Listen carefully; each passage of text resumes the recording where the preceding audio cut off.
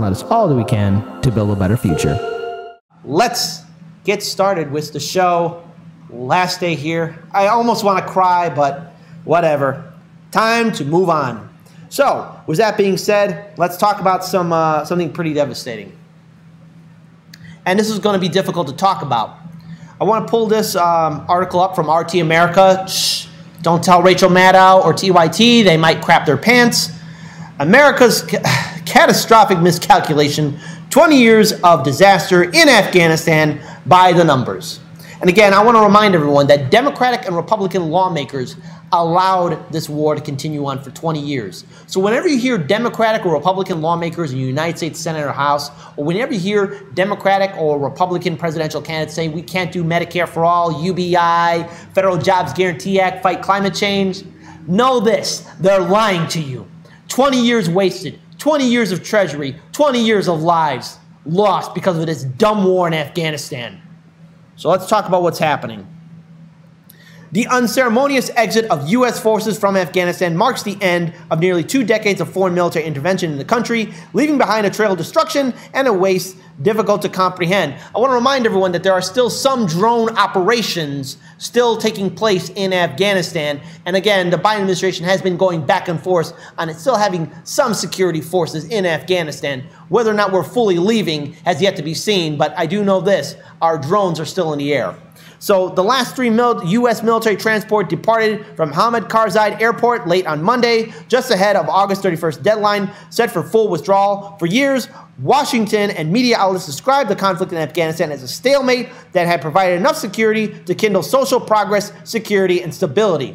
But a postmortem of the last 20 years tells a different story, one of bloodshed, instability, and grift, at a total cost of more than, guess what? $2 trillion. $2 trillion. I could think of so many other things that $2 trillion could be used for. And I don't care what these corporate media pundits say. Oh, we can't do Medicare for all. Oh, we can't do UBI. We can't do any of these progressive policy platforms because it costs too much money. We had $2 trillion for 20 years in Afghanistan. I never ever want to hear that excuse again. And if any Democratic or Republican lawmaker or candidate says that to you, you have every right to get angry and yell in their goddamn face because they're lying to you. They have the money and they're lying to us. So, here's something else in the article. $85 billion in U.S. weapons and equipment abandoned to the Taliban. According to Congressman Jim Banks, Republican from Indiana, due to the negligence of the Biden administration, it's the negligence of the Bush, Obama, Trump, and Biden administrations, Democrat and Republican. Let's make this very clear. It's the DNC and RNC. They did this. And the war profiteers let this happen too. And corporate media turned a blind eye to it. But let's face it, they didn't turn a blind eye to it. They were paid to act stupid. Continuing on, the Taliban is now in possession of 75,000 vehicles, over 200 airplanes and helicopters, and 600,000 small arms and light weapons, as well as night vision goggles and body armor. Fantastic. Wow. Way to go, DNC and RNC. Way to go, United States Congress. He claimed the Taliban now have more Black Hawk helicopters than 85% of the countries in the world, including close U.S. allies. He estimated the equipment was worth $85 billion, but some suggested a higher figure. And the thing is, that is true. It is probably a higher figure. At least 47,000 civilians dead. While estimates vary, Brown University's Cost of the War project has calculated at least 47,000 Afghanistan civilians were killed over the course of the war. Even now, the fighting has stopped. The consequences of the conflict are still being felt. Unexploded ordnance continues to kill and maim civilians, in many cases children. The war has also exacerbated the effects of poverty and poor sanitation and health care in the country. Nearly 6 million displaced Afghans. The U.S.-led conflict in Afghanistan has fueled a refugee crisis that continues to reverberate across Europe. In a nation of 38 million, around 5.9 million Afghans have either been displaced internally or have fled the country since the war broke out in October of 2001. In the last 3 years alone, more than 395,800 Afghans have been displaced, according to the Afghan government figures released in early July. More than 2,400 U.S. military personnel killed and 20,000 wounded. Current estimates put total U.S. military casualties at more than 2,400 killed, with 20,000 others wounded An additional 3,800 private security contractors died during the 20-year war. More than 1,100 Allied service members, including those of NATO states, also lost their lives. I also want to remind something. I remind our audience. I am also a veteran.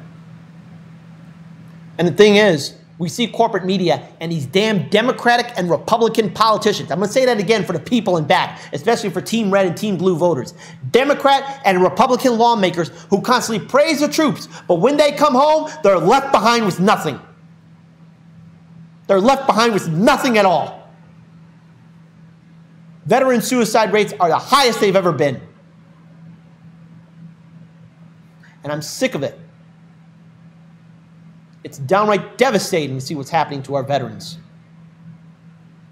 In many cases, the VA is failing. And it's not the VA's fault. It's the fact that our elected officials are choosing not to fund any kind of relief for veterans.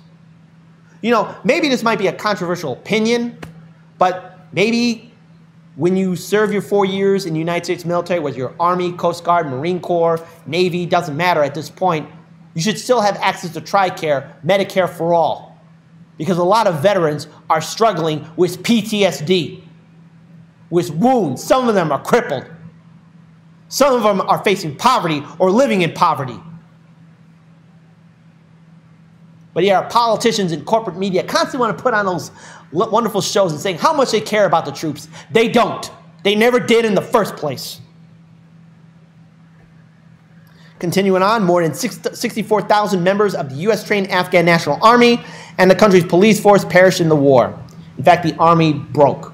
There is no Afghan army anymore. It's now the Taliban. As the war entered its final years, the U.S. military radically ramped up its bombing campaign in Afghanistan. In 2019, U.S. warplanes dropped 7,423 bombs and other munitions on the country, and nearly eightfold increase from 2015. According to the UN estimate, Afghans' opium production was estimated at 6,300 tons in 2020. That year, the total area under opium poppy cultivation in Afghanistan was estimated at 224,000 hectares, an increase of 37% to 2019. Afghanistan is once again the world's leading source of opium poppies. Under Taliban rule, the crop had been nearly completely eradicated by May of 2000.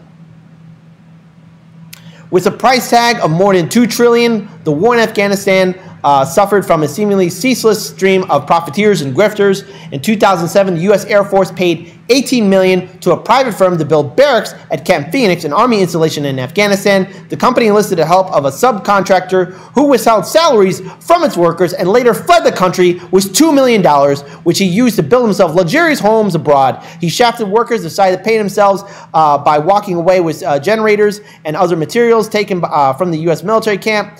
The resulting delays left hundreds of NATO troops without adequate housing for more than a year.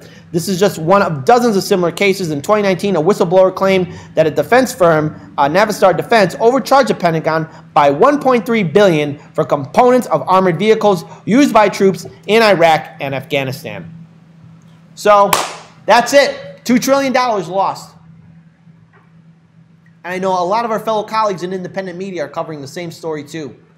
We can never forget this. And as a final note for this story, if any Democrat or Republican lawmaker, state or federal, if they're running for office, even third parties, if they say that we can never do UBI, we can't do Medicare for all, we can't invest into our country, we can't get rid of student debt or medical debt or anything else, call them a liar, yell in their goddamn face, and say 20 years in Afghanistan we had $2 trillion. We had the money for that war.